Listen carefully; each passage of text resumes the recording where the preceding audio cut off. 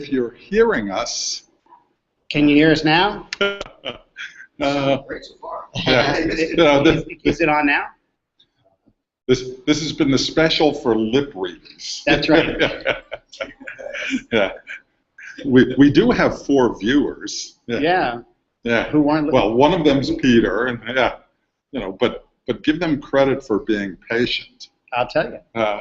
Let's see. So, Peter, what do you think? Well, for him to test the audio, we probably ought to be saying something. Yeah. Any luck, Peter? Can you hear us now? Yeah. Now that's another sponsor.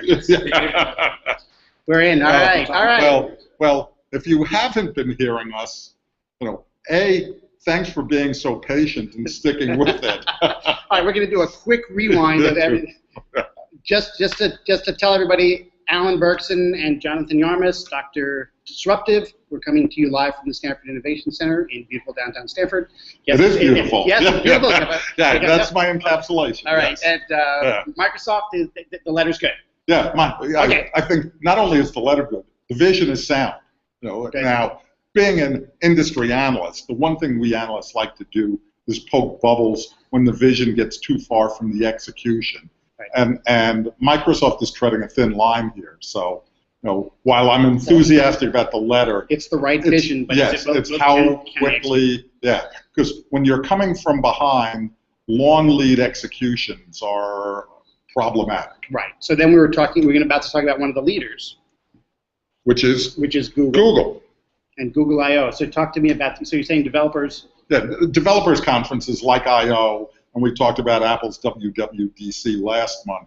Right. These things, you don't expect momentous announcements, but what you do get is indications of where the platform's going. Right. And from that perspective, I/O was actually a tour de force. What was your biggest impression? Google everywhere. They made credible announcements on the next generation of the phone operating system, on wearables, on health devices, on cars, and on TV. Pretty much, if one of the next trends that I talk about, the next disruptive trends, is IoT, Internet of Things. Right. That's where we embed the internet, not into just smartphones and tablets and PCs and so on, but rather into all kinds of things, our modes of transportation, our homes, our lives, the things we do, the things we wear. From that perspective, Google made a comprehensive announcement that differs from a lot of V1 kinds of announcements. Because V1 kinds of announcements, you put a stake in the ground, you give uncertain dates, no clear partnerships, right. Anything like that. Across the board, they demonstrated, new watches. Right. But here's my question about Google and the whole Android ecosystem. I use an iPhone. Why do I use it? It's not because I think Apple's a better product. It just works. Yes. The apps, when you download them, they work. There's not this. So how is that going to play out? We've always had this inherent tension between the value of proprietary platforms and the value of open platforms. Apple versus Windows. Yes, exactly. Yeah. Exactly. And we're seeing that play out in this market, in the tablet and phone marketplace. But in the end, Windows won that battle. Yes. Android's on 1 billion devices. They've doubled in a year. Their tablet market share, I was reading something yesterday or this morning, is approximately 62%. They've caught up and passed. And Apple has attempted to go down market, with the. But I would say that it was the hardware. So it was Dell, it was HP who helped standardize the Windows platform, yes. Not Microsoft. So is it the hardware vendors in mobile who are going to help standardize that's going to drive it? Is it Samsung? Well, that's you use an interesting word, standardize, and that's one of Android's challenges. Is unlike Windows, for which there was a rigorous standard that breached little differentiation. Android is a much more complex platform where the forking of it and the fracturing of it and the multiple versions, even Google went to great lengths to try and point out that they believed that it wasn't so important that you measure which version of Android people are running, because the truth of the matter is there are many more people running the current version of iOS than are running the current version of Android. Google said it's really a question of how many people are running the current iteration of Google Play, the application store ecosystem manager. Right. And in that instance, they were up in the high 80s, maybe 90%. So, so people had a current application enabling platform. But so let me get to my point about the standardization. Dell standardized a set of hardware, motherboard, memory, controllers, video, and so when you write software, it worked. Yes. You write software for Android, and you're not always going to get a great experience because the hardware is not standardized. Although, so that's the value that Dell and HP brought to the Windows market. That's why I'm saying that. Yes, and we're not going to have that in the Android ecosystem for a variety of reasons. The good news, I think it's getting better because people are recognizing the challenges of a forked standard. So then the question becomes. But some of its strength is its ability to support diversity, where you can have processors. But what made the PC market was not Windows. It was Dell. It was HP. It was IBM. Because people didn't buy Windows. Yeah. I didn't go buy Windows. I didn't buy a Windows computer. I bought a Dell. I bought an HP. What you actually bought was a machine to run Excel and Word. It's the applications that. Operating systems are fundamentally boring propositions. We spend a lot of time talking about them, but it's the application ecosystem that matters. And therein lies the battle. When I talk about Android's numbers, Android's got big numbers, but if you look at application developers making money, the story there is a much closer story, to some extent favoring Apple, because they play at the high end. So people have a greater propensity to spend. But it's applications that matter. So I don't want to get into, no, Dell did not make the PC market. Excel, 1, 2, 3, those are the kinds of things. Well, the function. Yes. Right, but if it wasn't for, and I'm just going to play devil's advocate here, if it wasn't for the fact that Dell created a stable platform for developers to write those functions. IBM created. Well, IBM. Right, but I'm saying Dell, IBM, HP, as opposed to there were dozens, if not hundreds, of PC vendors, in the 80s. I mean, it was such a fractured market. Yes, but we learned very quickly to define what compatibility was. Compatibility IBM in that fractured. Yes, and it was defined by not just running Windows, but you may remember what the acid test of compatibility was. Flight Simulator. Yeah, right. Because Flight Simulator was the number of times I got caught playing Flight Simulator and say, "Oh, I'm doing compatibility testing." And we'll just continue here. So, IBM compatible was the term. Yes. Is it Samsung compatible?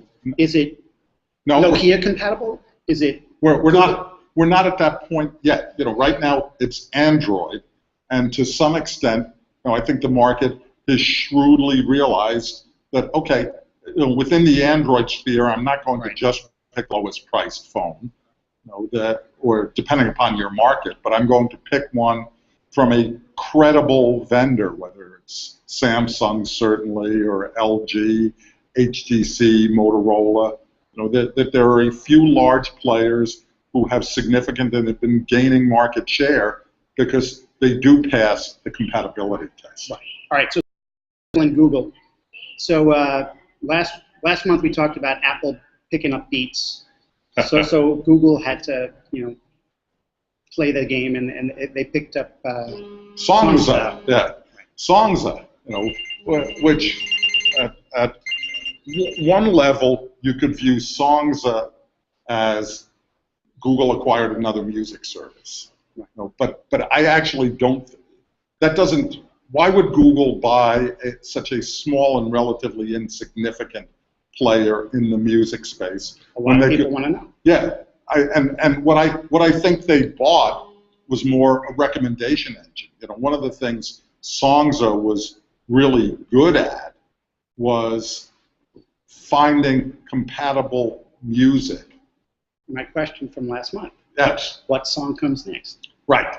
Yeah, but as I said last month, I don't think that really matters for music.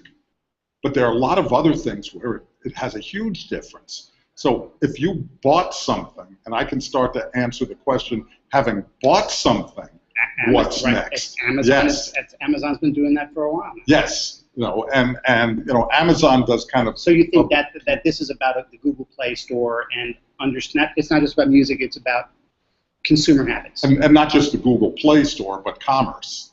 Right. So I think it's a much broader vision than just music. Because I stand. I've had a month to reflect on it, and I still think you can play 1,000 songs next, and it really doesn't matter.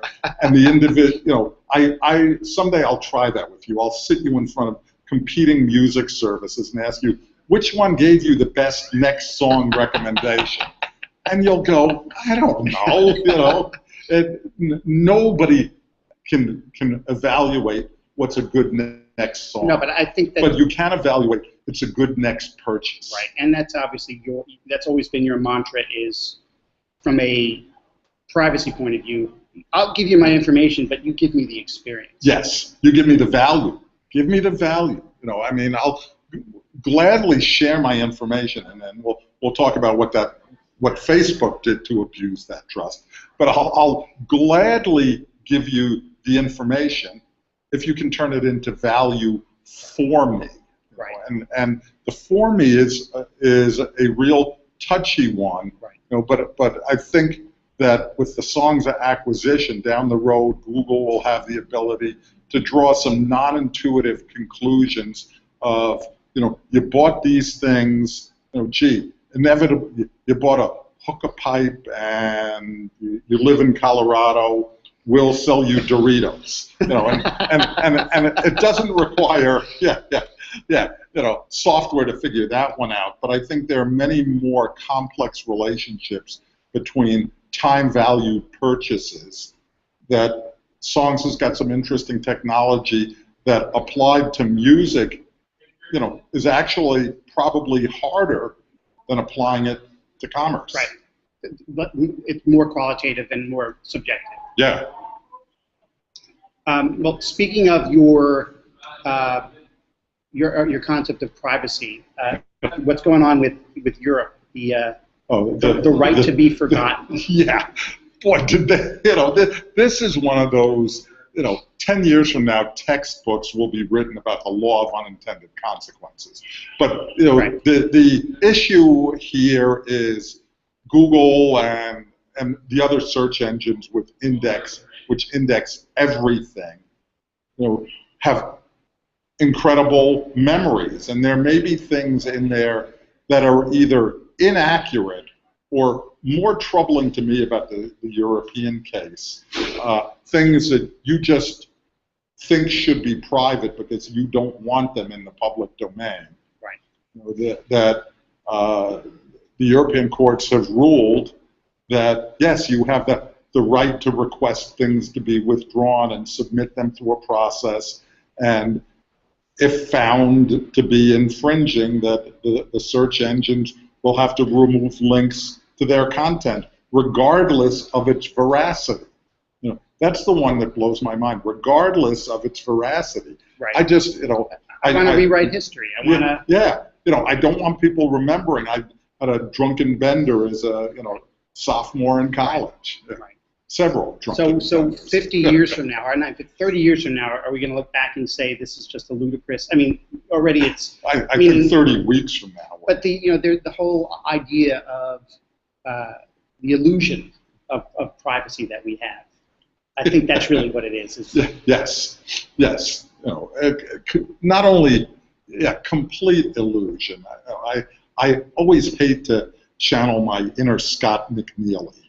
The founder, one of the founders. He doesn't get quoted that often. No, it's amazing what happens when you get acquired by Oracle. Yeah. The former CEO of Sun, his famous observation about privacy was "get over it." And at the time, it was a wildly unpopular thing to say, and yet, here we are. And that was probably, I think, 10 years ago or more. Yet here we are, privacy, get over it. There's so many things. If you think you can delete history, I've seen the statistic that if you spend a day in New York, you've probably had your picture taken over 1,000 times, right? Yeah, because street corners, people with video cams, people shooting. Well, and then there's two sides to that. There's the covert or the surveillance that we don't know about, and then there's Facebook. Yeah. Which it boggles my mind that people don't understand that you're playing in their sandbox. Yes. It's not. It's their game. Yes. And you're the product. Yes. The old if you don't know how a company what they're selling you. Right. Yeah. Right. But with that though, and when you've got 1 billion users and being used in, that's what's so troubling about this Facebook issue. And this Facebook issue is, that they conducted an experiment whereby they said, we wonder if we can influence users' sentiment by controlling what appears in their news feed. It's like, okay, Alan, you're kind of a grumpy, curmudgeonly guy.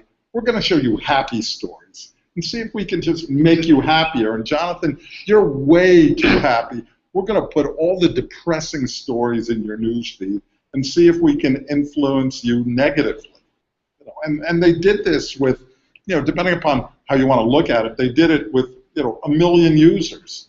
So 1 million users out of 1 billion people is 1/10 of 1%. But 1 million. But 1 million people.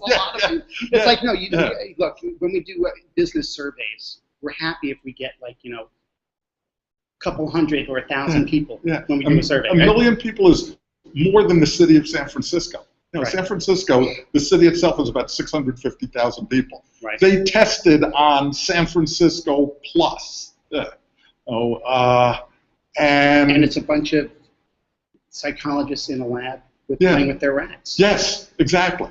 And there are some amazingly interesting things about that. And to me, the amazingly interesting things. I remember once. First job out of college, I worked nights and weekends. I was a sports broadcaster. So I had days free, and I was living in the city, and I was wandering around New York, and I happened to, one of those people said, oh, you want to go to a screening? And they were testing a pilot of a new movie. And you and 9 other people sat in a room, and you had a red button and a green button. And when you saw something you liked, you hit the green button. When you saw something you didn't like, you hit the red button. And on the basis of the 10 of us, and maybe they repeated this several times, the show Maude got on the air. Right. And now don't blame me. I was hitting the red button a lot. But I was college educated, so that every time I hit the red button, they said, "Oh, good. Oh, good." Yeah. But they tested it with 10, 20, 30 people. Right. Now you've got the ability to test things, whether it's your software product, whether it's your movie ending, whether it's a whole bunch of things, your plot hypothesis, your idea. You can test this thing in real live conditions. How much money can Facebook make selling market research? Yes. And the question is though, are they right? Are they wrong? Are they within their? Well, the problem I have, there's this quaint concept called informed consent. And it basically says, if you're going to muck around with me, I should have the right to know you're mucking around with me. Now, there are several problems with that. One, if I tell you, Alan, I'm going to try and make you feel miserable, it may be self-defeating. No, that's Heisenberg, right? Yeah. Or, now Heisenberg's uncertain. But it's the observation. The observation, right. The observation affects the experiment. Right? Yeah, so I understand the challenge in that. Facebook's defense of it was, well, you agreed to it in the terms of condition. Yeah, have you read it? Yeah, no. But even then, it's not. They're adjusting our news feed with their algorithms. Yes. Right. All the time. Right. Right. Yeah. But we think that it's for our benefit. Well, yes. Big Brother is making sure we're happy or sad, apparently. Yeah, and to me, the informed consent issue is where I have a problem with that one. They breached the trust here, and the good thing for Facebook is they've continuously done this. This is the third or fourth serious thing that they've done, and the impact is approximately zero. So I was going to say, has it impacted how you use Facebook? Me? In the slightest? Me? Not at all. Yeah. Same here. Yeah, and I know I could probably name 12 people who've quit Facebook because of this. Right. Yeah, and this is the audience that cares. 12 people. Right. And I'll bet you 5 of them have come back. So the Well, the problem is that, and this is, I think, one of the challenges, in terms of Facebook is, when we talk about business, there are markets that are winner take all and markets that are competitive. How do you compete with Facebook? Because your audience is there. Yeah, right? I still think we're going to see the emergence of some new platforms, and this is a trend I've been talking about for since probably 2008, and it's still slow to manifest itself. But right now, everybody has cast their lot with the advertisers, because at the end of the day, when you go to monetize, no matter how lofty and noble your intentions are, for hundreds of years. Yes. Okay. Yes. The truth of the matter is, advertising actually represents a small percentage of our GDP. I believe we have yet to identify and bring to market those business models that enable and empower and incent customer-friendly behavior. And there's this whole concept called VRM. It's the flip side of CRM. If you know CRM, yes. That's customer relationship yes. management. Yes. The vendor manage their relationship with us. What we really need is VRM, vendor relationship management, where the vendor, where the user owns the relationship with the vendors and is willing to exchange information in a fully empowered, aware value exchange. This is a concept, I actually thought I came up with it when I gave a speech. I think you know Tatiana Kanzavili. Yeah. I spoke at one of her events in the Bay Area, and we were talking about social CRM, and I came up and said, the actual full expression of this is VRM, and we analysts live to invent acronyms and categories, and I was really enthused, and somebody came up to me afterwards and said, yeah, Doc Searles has been talking about that for over a year. Right. I was both delighted that somebody of Doc's stature, and if you're not familiar with him, go Google the Clue Train Manifesto. Doc was one of the early user champions in the internet, and he has been involved in and around and a ringleader of the VRM community for 8 years or so. And it's certainly, as with so many things I get excited about in technology, slower to take off than I would have hoped. But I believe that we are going to see the emergence of platforms that are not advertising funded, not beholden to the advertiser, not selling out our privacy, but in fact can make money by empowering us to share our information in a responsible fashion.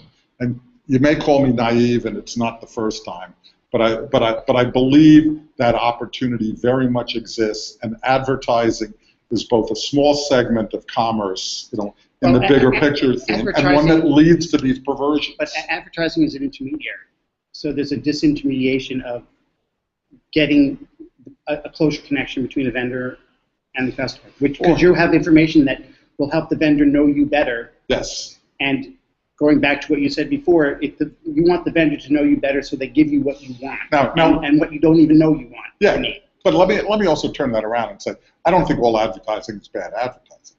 I think advertising can inform, it can educate. My favorite advertising line of all time: shampoo, rinse, repeat. Yeah. Double the consumption of the product. Yes. With one word. Yeah. But I think this whole, what we're calling these days native advertising, the whole idea is if we have this rich consumer information exchange, brands can't just talk at us. They need to converse with us. They need to deliver value to us, and that content as part of the value delivery and not this distraction, this interruption, is in fact a valuable contributor to the dialogue. I think brands have a long way to go in that one, because the notion of listening is still an alien concept. Well, think about, we just had the World Cup, and that makes, because every time there's a major event, there are these, what do they call them, war rooms? Yes. They're brand war rooms, yes. where they're sitting there saying, all right, how can I be Oreo? Yeah, Luis Suarez. Yeah. Right. Created wonderful opportunity. Or what happened with KLM? Yeah. Adios. Oops. And these are opportunities that they're trying to, but they still have that broadcast model. But by the way, I don't know if you saw my tweet. I brought up Luis Suarez to some extent because it gave me an opportunity. Do you realize that you have a greater chance of being bitten by Luis Suarez than a shark? Yeah. You heard that here. This is what you get from part of my discussion. Somebody did a rigorous scientific analysis, and they made some assumptions about the population and what. But this is his third bite. Well, that was the thing. It's like you can imagine. Okay, one time. Yeah. Right. Second time. Yeah. The third time during the World Cup, nobody will be watching. Yeah. Right. Yeah. And Tyson saying, "Oh no," and you thought I was bad. Yeah. Now, pardon my disruption. I've modeled this after Pardon the Interruption on ESPN, a sports talk show. We're now morphing in that direction. If those guys start talking technology this afternoon, I'm really. All right, so we'll have to get back to technology. One thing, this is sort of But while we go back to technology, one thing that I wanted to talk to that related to what we were talking about the ability to test things on a large scale. I actually think there are some interesting companies doing things like that out there. I'm trying to remember the note, but there's a large industrial company that actually posted a fundraising campaign on Indiegogo. A large company. And it wasn't because they needed the money for innovation. It was their way of doing market testing and validation. Because there are a whole bunch of situations where if I ask you, would you buy this? It's like, oh yeah, sounds great. And I said, but we've discovered over time that your willingness to say, yes, I'd spend money, when the reality of actually having you write a check, and it's like, well, I said yes to 74 other things, and you're 74th in line, and I'm really not prepared to spend money with you. Right. These large companies have discovered that Indiegogo is a real interesting way of testing market sentiment and with real purchase intention. It flips it on its head too, because they pay you. Yes. Meaning normally you'd pay a company to do market research for you. Now they're paying you to participate in your market research. Yes. And I love things like that. That they get real market feedback and the cost of innovation defrayed.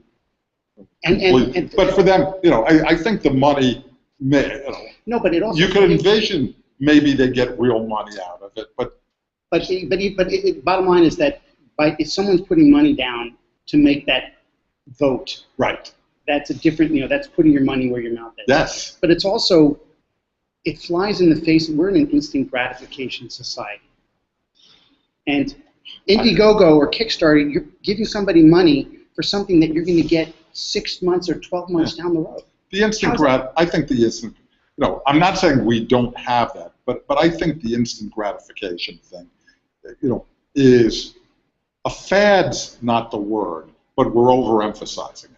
And by that I mean, I love that everybody is focused on same-day delivery, and you've now even got people talking about, with the Internet of Things, we can actually deliver things to you before you know you need them. That all of that's wonderful. There are a set of things for which that's important, and there are a set of things for which that's really not that important. Well, yes, but the whole concept that someone's going to say, I'm going to give you money now for a product that you're going to create and deliver and yes, but a product that doesn't exist today, and we're trying to decide if there's market demand for that product. But there's the other piece of that is that I want to help you. It's not just I want that product, but I want to help you. And, yes. and that's two pieces. That's an interest. That's a really interesting combination. Yeah, I think the companies that have done that, A, are brilliant, and B, it's going to foreshadow a lot more of those kinds of things. And the whole notion of how we improve the innovation experience is a real interesting and fertile area for competitiveness, and does help address that instant gratification thing. Because if I can test and get things to market quicker, with greater conviction and greater. Again, it's a disintermediation of it's bringing the vendor closer to the customer. Yes. Although we can't talk about Kickstarter without talking about potato salad. Yeah. What is it up to? $45,000. Yeah. I don't know if people out there have heard that a guy's making potato salad. Kickstarter campaign. In the first 5 days or 10 days, he raised like $40,000. Yeah. Well. And he had. I loved his stretch goals. $300. Get a better recipe. Yeah. Well, some of it being here in Fairfield County, the home of P.T. Barnum. Right.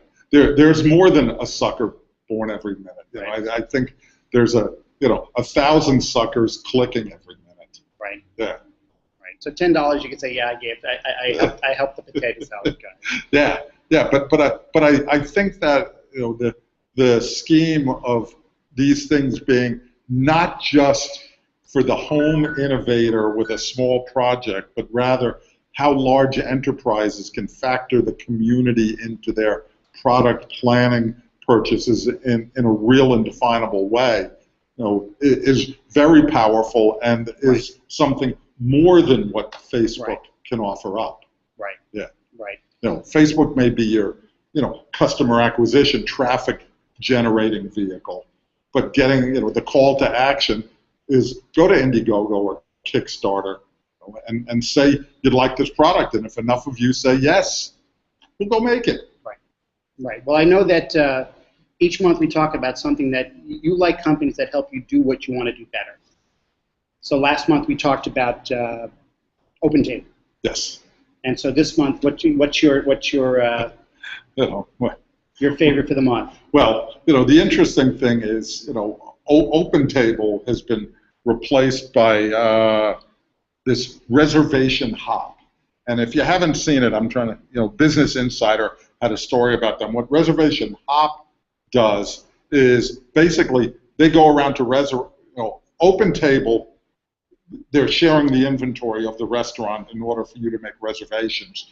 But if you go to make a reservation and the restaurant's already booked, that time slot's shown unavailable. Right. What Reservation Hop is doing is making reservations. And they're calling up all these nice restaurants all over town, booking reservations, putting it under, the name of George Smith, and then you can go to Restaurant Hop, see where they've got reservations, and pay $5 or $10 for that reservation, after which they give you the name, go to the restaurant and tell them you're George Smith. StubHub for restaurant reservations. Yeah. Right? Yeah. Now, this is one that...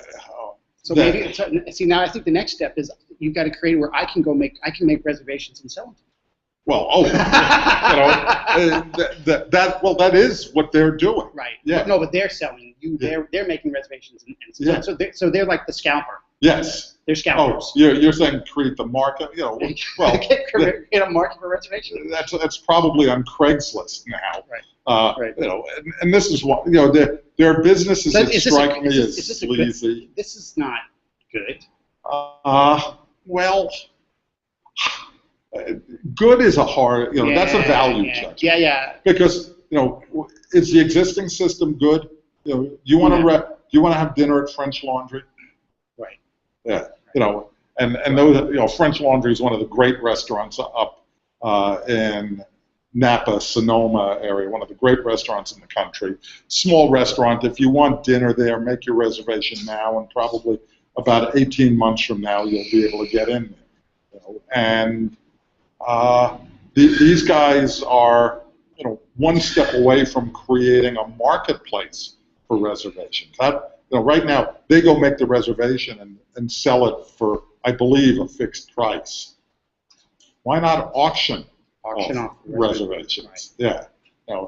And there are things here that, San Francisco just shut down an operation that was basically selling parking places in the city of San Francisco. Right. And there are two ways of looking at that. One right now is if you're driving around looking for a parking place, it's an incredibly inefficient system. You're wasting gas, creating traffic. Why do we not have an efficient system? The reason why the cities are fighting it, as with so many things, they're not getting their cut, because there are municipal systems where there are sensors in parking spots, and you can go look at those kinds of things. And at that point, somewhere along the way, money has changed hands. The municipality is getting their money, and they're thrilled to take the money. What they get upset is when some private entrepreneur does it, denying them of their future revenue opportunity. And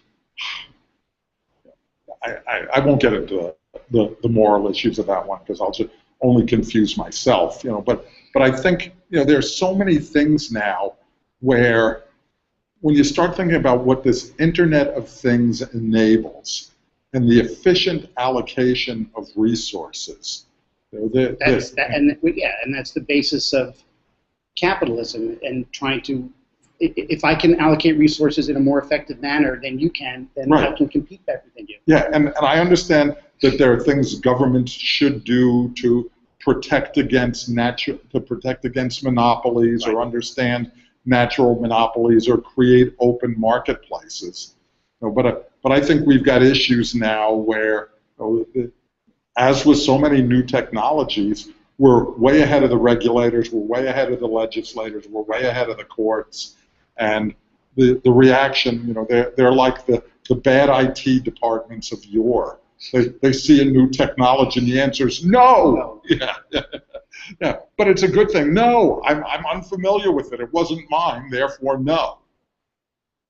Yeah. No, and I guess what gets me is, I think of ticket scalping. That's the analog, and it's the scalpers who get online and buy all the tickets. Right. And it sort of disrupts that market, that free market, so that only the people who are willing to pay a premium end up getting the ticket. Actually, it doesn't disrupt the free market.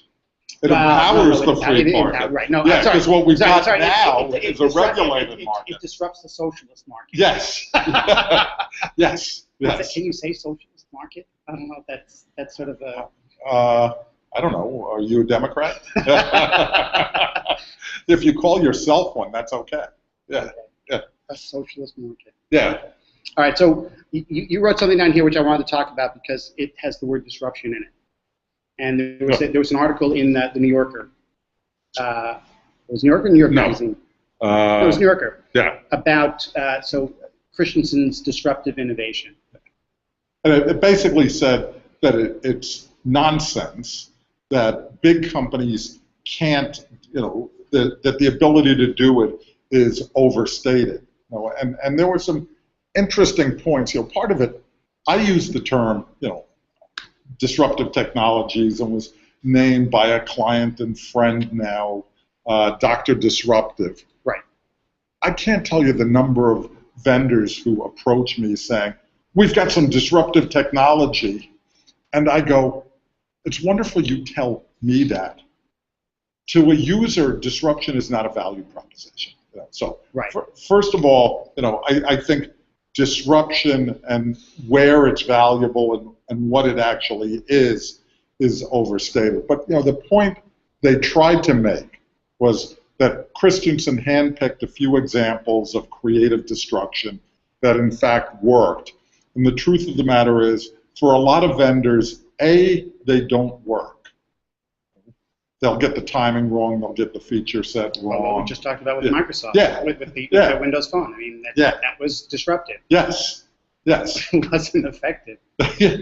Yeah, and there are a lot of things that go into that, but it's also one of the challenges, especially in this public markets. What have you done in the last quarter? Why did Dell go private? One of your favorite companies. Right. They went private because they felt the things they needed to do for their long-term survival were at odds with a quarter-to-quarter existence. And that's a gross oversimplification, but that's pretty much why they needed to do it. So if you're a large vendor, the problem with many of these disruptions is that the biggest impact in the short term is self-impact. It's great to say, if we don't attack our business, somebody else will. And the reality of day-to-day business, if my CEO told me that, I'd say, oh, so you're going to reduce my quota for next year? I mean, you need this company to grow 15%. You go do that. I hope that thing you're flogging, gives you 7% because I'm only going to grow 8%. And in those situations, what happens in these big companies. Their ardor for the disruption is tempered by the reality of self-impact. And the challenge they've got is there's probably one 15-minute window over a 7-year time period when it's exactly the right time to get in. Right. And that 15-minute window occurs between 3 and 3:15 a.m. on a weekend when it's snowing, when you've had your long plan. Well, what is that window? What do you mean by that? Well, by that I mean this is the perfect time. The technology is about to take off on that hockey stick, so that betting on it, that you've got enough time to actually bring your solution to market. You'll crush the early entrants because you've timed it so perfectly. You've got the right feature set and the right business model so that it doesn't really crater your business, but in fact, proves accretive, a favorite Wall Street term. So is a strategy to create pockets of innovation within your organization that can either succeed or fail in a small? I mean, if you're a big business, what are you doing? You have to innovate. You do have to sort of think about how someone else is going to eat your lunch. But yes and no. Certainly, we act as if companies live forever. And the truth of the matter is, a lot of them don't. Look at the Fortune 500 from 20 years ago, and without knowing, I can state with certainty, half of them probably don't exist anymore. They've either gone away or they've gotten smaller so that they fell out of the Fortune 500 or they've stayed flat. Pan Am was in the Fortune 500. There are lots. We could have a fun list of all of these kinds of things. But I think the answer is, if you're thinking you're going to live forever, the answer, it's a nice survival instinct. But the truth of the matter is, you've probably got several strategies. One of them is milk your monopoly for all it's worth. Right. CA does that really well. CA hasn't brought out an innovative product. What's the saying? CA is where old software goes to die. Yeah. And Oracle, to some extent, has been that for a long period of time. And they dabble in new things, but the truth of the matter is, Salesforce, who's born of this era, is coming to market quicker with more aggressiveness and so on. So that discussion of what a big company should do about disruption, the answer may well be, you're going to be disrupted. That your attempts to respond to disruption are doomed to fail. Right. All right, we got 5 minutes left. We got our favorite segment, pet peeves and kudos. Yes. I'm going to start with a kudo for a change. A kudo? Yeah, I'm normally the cranky one. Well, it's a kudo from a massive system outage. So, but I live here in Stamford, and I'm served by Cablevision. And last week, I was having problems with my various devices accessing the internet, and I was about to begin my troubleshooting, which is okay, is it the device? Is it the cable modem? Is it the cable system? Is it the wireless router? Is it, there are any number of things that I need to do that usually start with restarting all of my devices. Before you call them, you want to make sure it's not something of yours, yes. or that it's something you can debug. Yes, and the interesting thing is calling them gets to be a challenge because right. when the internet's out, I don't have their phone number stored in my directory. Right. I now can't look it up. Right. So what Cablevision did, and this is one of the things I really love about it, because what stupid companies do in that situation is send you an email saying our service is out. Or they put up something on their website. Yeah. Right, a status page. Yeah. Cablevision texted me. I got a text message alerting me that there was I was probably experiencing a service outage in my area. And that was right at, one, it was prompt. Before I started all my 15 minutes of doodling around to figure out the problem wasn't mine. Number two, they used a mechanism that actually would likely be working through the outage of the problem they had. So, when's the last time somebody said something nice about a cable company? I think you set a precedent here. Yeah. No, but that goes to the whole point of, customer experience is probably the most overused word today in marketing. But in the end, good thing with a product. There's always going to be good things and bad things, and how you handle the bad things impacts that customer experience. Yeah. So when you call customer service, do you have a great experience? Or in this case, do you anticipate, which is what you love? Yes. You love it when you say you anticipate what I'm going to need. Right. Before I do, and now you're actually giving me something that right. that has value. Yes, and they again texted me that the system was back up, within about a minute or two of my actually having noticed that my system was back up. So they were timely. They did everything right except prevent the outage in the first place. Which is the pet peeve. Yeah. Yeah. Do you have any pet peeve? There are so many. We could do a full segment on this. Yeah. No. I think it's okay. We just have a kudo. That's unusual for part of my disruption. Yeah, it's summer. It's a beautiful day. It looks like it's going to be a beautiful weekend. I'm off to have fun. Let's end on a happy note. That's right. In spite of Facebook's efforts to make me grumpy. So this has been Alan Berkson and Jonathan Yarmis, Dr. Disruptive. We came to you live from the Stamford Innovation Center. We are here every month to talk about things that interest us and hopefully interest you and have some fun. Thanks for joining us today, and we'll see you next month.